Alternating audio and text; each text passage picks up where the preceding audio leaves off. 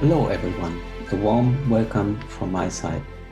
My name is Hans Pörtner. I'm co-chair of IPCC Working Group 2, and I have been co-chair of this IPBES IPCC co-sponsored workshop and its report. It is my pleasure to provide a short overview of our key findings. The report deals with three intertwined systems: the changing climate system, the changing biosphere, where we currently see accelerating loss of biodiversity, and the human society, which is going through its own inherent crises, such as the current pandemic and associated challenges. Climate change and biodiversity loss are threatening human well-being as well as society. They are closely interconnected and share common drivers through human activities. They are reinforcing each other and are intertwined through mechanistic links and feedbacks. Nature absorbs more than 50% of anthropogenic CO2 emissions through carbon storage in biomass and organic material, as well as through CO2 dissolution in ocean water. Relevant parts of this service are provided by the underpinning biodiversity. But biodiversity is at risk from ecosystem degradation, resulting from human activities, including human-induced climate change. Ecosystem degradation, in fact, enhances greenhouse gas emissions and therefore climate change.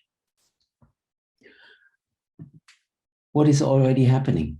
We are seeing multiple impacts of climate change on all continents and in all ocean regions. These increasingly add to the enormous human pressure on biodiversity, which is causing its progressive loss. So far, conservation efforts have not been sufficient to stop these developments.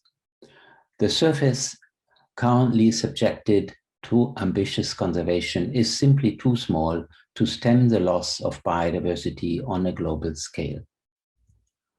Human society depends on the services that nature provides, but climate changes causes losses in natural resources, especially those that are overused, like, for example, overfishing. It also causes losses through excessive droughts, and it causes mortalities in heat waves and in excessive wildfires, not only among animals, but also in the human population. Climate change and biodiversity loss are two of the most pressing issues of the Anthropocene. Depending on the degree of climate change, we are expecting dramatic climate-induced changes in terrestrial and marine ecosystems.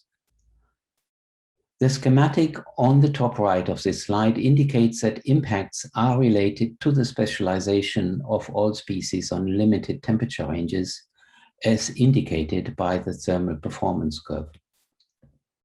It reflects the ability of species to grow and, last not least, to store carbon.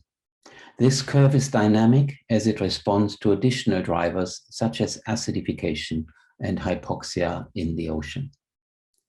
This curve also shapes the biogeography of species.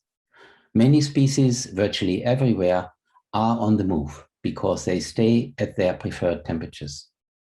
Drastic changes are projected at the low latitudes, as indicated by the widening of the grayish belt caused by global warming by 2 to 4 degrees on the left-hand side, and the associated drop in species richness. This concerns mostly the higher complex organisms, such as animals and plants, which have lower levels of heat tolerance than most other organisms. An immediate conclusion is that maintaining biodiversity and its functioning relies on phasing out emissions from the burning of fossil fuels. Nature's contribution to people also include carbon binding and storage by the forests of the planet, thereby helping climate mitigation.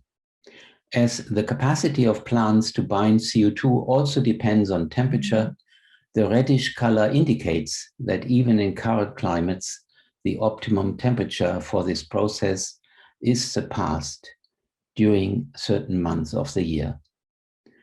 The bottom left shows that this trend is exacerbated with further warming. The plant productivity curve across latitudes, as indicated on the right-hand side, will continue to go down, and the affected surface area where vegetation cannot keep up such performance will increase. At the same time, degradation processes such as of permafrost will release CO2 and methane and contribute to emissions. Again, ambitious emissions reductions are a precondition to stop these trends and to enable the biosphere to help mitigate climate change. Plant life is already in use to help mitigation, but actions taken to mitigate climate change can have either beneficial or harmful effects on biodiversity depending on policy. Ignoring the inseparable nature of climate, biodiversity, and human quality of life will result in non-optimal solutions to either crisis. For example, on the left, you see planting bioenergy crops in monoculture on large shares of land is often damaging to biodiversity and may compromise human food security. On the right-hand side, conversely, restoring natural ecosystems such as mangroves, seagrass meadows, forests, peatlands, grasslands, and savannas enhances carbon storage and benefits biodiversity and people. Biodiversity assists people and ecosystems to adapt to climate change.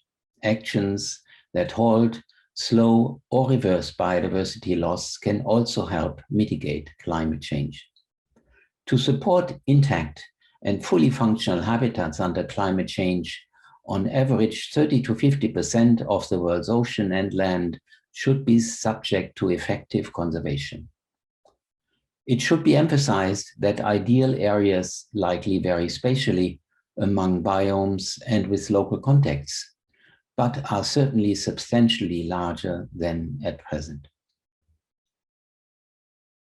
Previous policies have largely tackled the problems of climate change and biodiversity loss independently. However, treating climate, biodiversity, and human society as coupled systems is key to successful outcomes. Effective conservation and climate actions would go hand in hand across landscapes, in cities, as well as in rural areas. If these actions also take people's needs into consideration, benefits and outcomes for climate and biodiversity protections, as well as humans, can be maximized. A network and a mosaic of protected areas results, as indicated here, where species can migrate with climate change and populations remain connected. This approach considers all ecosystem types and also connects protected spaces and those where human uses are possible.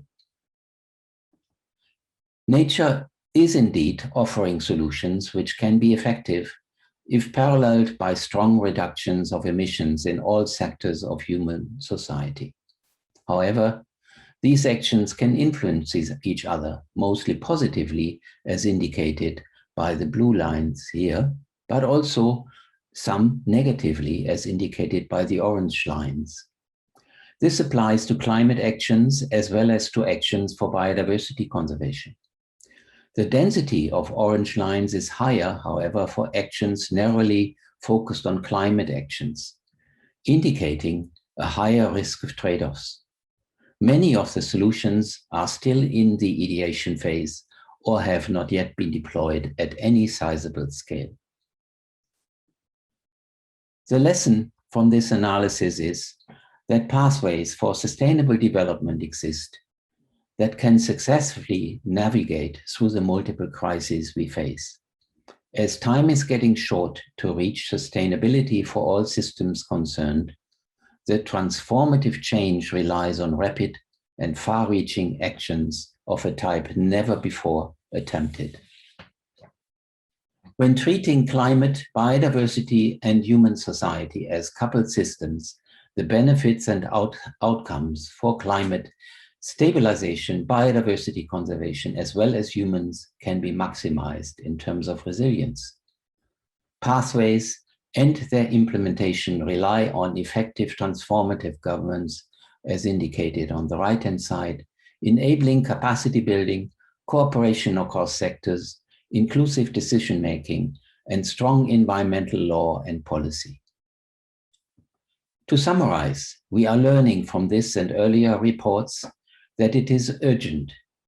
Successful implementation depends on rapid entry into action.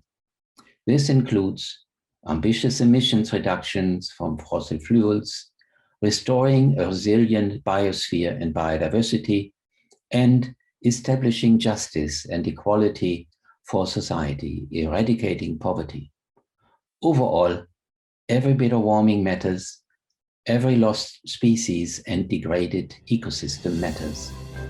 And with that, many thanks for your attention.